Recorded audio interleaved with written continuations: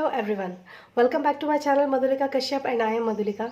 और आज का ये जो वीडियो है ये चलते फिरते बना है, लेकिन ये इसको चलता फिरता वीडियो मत समझिएगा आप लोग, क्योंकि ये वीडियो बहुत ज़्यादा काम का है आपके।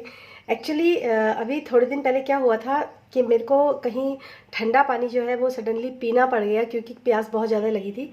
और बर्फ़ का पानी जो है वो मैं बिल्कुल भी नहीं पीती हूँ। मैं या तो सादा पानी पीती हूँ या तो फिर मैं घड़े का पानी पीती हूँ जब गर्मियाँ होती हैं तब।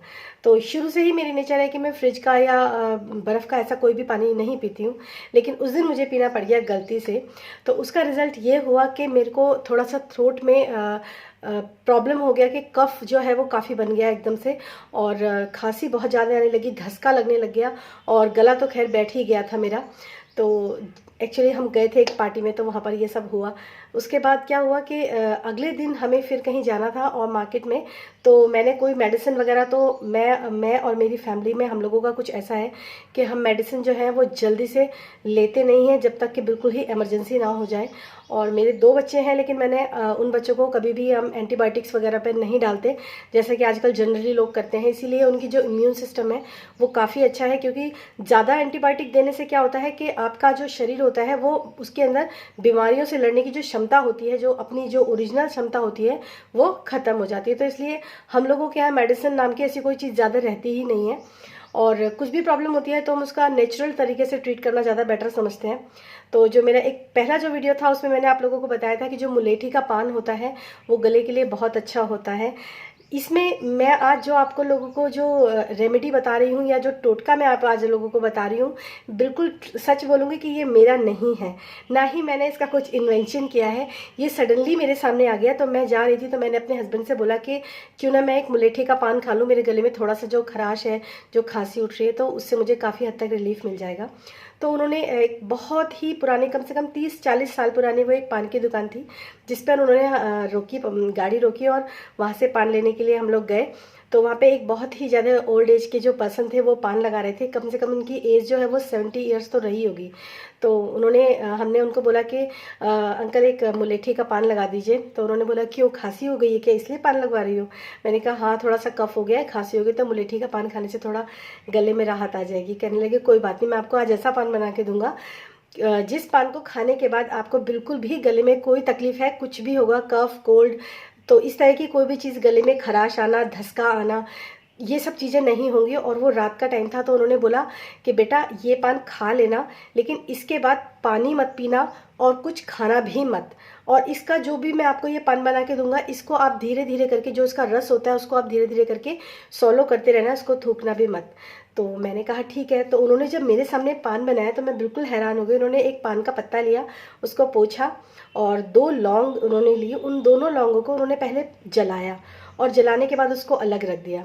उसके बाद जो एक बर्तन होता है जिसके अंदर बहुत सारे पान जो है पानी के अंदर रहते हैं, उसमें से उन्होंने 3-4 पान की डंडियाँ, जो ऊपर की डंठल होती है, उसको तोड़ा, 3-4 डंठल को, और उसको भी अलग निकाल के रख दिया। उसके बाद उन्होंने उस पान के पत्ते के ऊपर कत्था ज़्यादा लगाया और चूना थोड़ा सा लगाया, और जो लौंग उन्होंने जलाई थी उस लौंग को उन्होंने ऐसी हाथ से ऐसे पीसा और उस पान के ऊपर डाल दिया। और जो वो डंडियाँ, जो उन्होंने 2-3 डंठल जो उन्होंने निकाली थी 3-4, उसको उन्होंने काट काट कर बारीक बारीक उसके अंदर पान में डाल दिया, और उसके अंदर डाला खूब सारा मुलेठी का पाउडर और थोड़ा सा गुलकंद डाला, बस। और इस पान को उन्होंने रैप करके बोला इसको रखना नहीं है, इसको आपको इसी वक्त खा लेना है। और जिस तरह से कि मैंने बताया कि पानी नहीं पीना है, कुछ खाना नहीं है इसके बाद, और इसको बिल्कुल ही आपको धीरे धीरे करके सॉलो कर लेना है।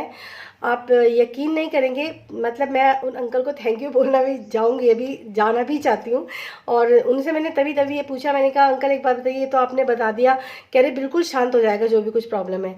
मैंने कहा डॉक्टर साहब, मैंने कहा अंकल अगर ये बताइए, अगर कि छोटा बच्चा है तो हम तो उसको पान नहीं दे सकते, इस तरीके की प्रॉब्लम हो। तो बोलने लगे कोई बात नहीं, छोटा बच्चा है तो आप उसको जो डंठल होती है उसको ऐसे मामजिस्ते में छोटे से कहीं पर कूट लीजिए, जो अदरक कूटनी होती है उसमें कूट लीजिए, और उसका बिल्कुल 3 से 4 बूंद के करीब जब रस निकलेगा, उसमें आप एक लौंग को छोटा सा तवे पर भूनकर उसको भी पीस लीजिए और उसमें मिलाइए, और उसको शहद के साथ थोड़ा सा उस बच्चे को चटा दीजिए और उसके बाद उसको पानी और कुछ भी मत दीजिएगा, उससे उसको बहुत आराम पड़ेगा। और आप यकीन नहीं करेंगे कि अब तक जैसे मैं, आप लोग मुझे देख रहे हैं, मैं काफ़ी कंटिन्यूसली आप लोगों से बात कर रही हूँ, जबकि कल और परसों 2-3 दिन तक मेरा ये हाल था कि मैं बोल भी नहीं पा रही थी। कल तो मैं काफ़ी ठीक थी और परसों रात मैंने ये पान खाया था, तो मैं कल काफ़ी ठीक थी और आज तो मैं बिल्कुल फ्रिक्वेंटली आप लोगों के सामने बोल रही हूँ। तो ये जो है, ये नुस्खा है, ये टोटका है और ये एक रेमेडी है जो मेरी नहीं है, लेकिन मुझे ऐसा लगा कि आप लोगों में से बहुत सारे लोग ऐसे होंगे जिनको अक्सर ये प्रॉब्लम हो जाती है और बच्चे भी होते हैं घर में जिनको ये प्रॉब्लम हो जाती है। तो अगर आपके आसपास या कहीं दूर भी अगर पान की दुकान के लिए जाना पड़े तो बिल्कुल बेशक से आप लोग जाइए और पान खा कर आइए, ऐसा जैसे मैंने बताया है। और अगर आपको लगता है कि आप वहाँ नहीं बनवा सकते तो कोई बात नहीं, आप उसके अंदर थोड़ा सा, आप उसको बोलिए कत्था ज़्यादा लगाइए और चूना थोड़ा सा लगाइए, हल्का सा मुलेठी पाउडर और गुलकंद डालकर आप घर ले आइए। उसमें 2-4 डंडियाँ आप उससे मांग लीजिए, वो तो आपको ऐसे ही दे देगा। और घर आकर उसमें 2 लौंग तवे पर भूनिए, उसको पीसकर उसमें डालकर उस पान को खा लीजिए। ये पान इतना इफ़ेक्टिव है, मुझे कभी मैंने सोचा भी नहीं था। ये समझ लीजिए जितना भी इस रीज़न में, जितना भी मेरे कफ था और जितना भी खराश थी, जितना भी इन्फेक्शन था, जो भी कुछ था, वो पूरा का पूरा उस पान के रस के साथ नीचे निकल गया। तो उम्मीद है आप लोगों को जो ये मेरी एक छोटी सी रेमेडी जो मैंने आज आप लोगों को बताई है, ये पसंद आई होगी। और अगर पसंद आई है तो इस वीडियो को लाइक ज़रूर करना और शेयर ज़रूर करना और सब्सक्राइब भी करना मेरे इस चैनल मधुलिका कश्यप को। वैसे ये बहुत कमाल की रेमेडी है, आप इसको शेयर भी कर सकते हैं। और भला उन बुढ़े अंकल का जिन्होंने इतनी उम्र में, मैं तो कहती हूँ जो बूढ़े लोग होते हैं उनकी बातें जो होती है ना, उनके साथ ना जाए, हम लोगों को उनका जो इस तरह का दुलार है वो मिल जाए ना, तो बहुत ही अच्छी बात है। फिर मिलती हूँ मैं अपने नेक्स्ट वीडियो में। Till then bye bye.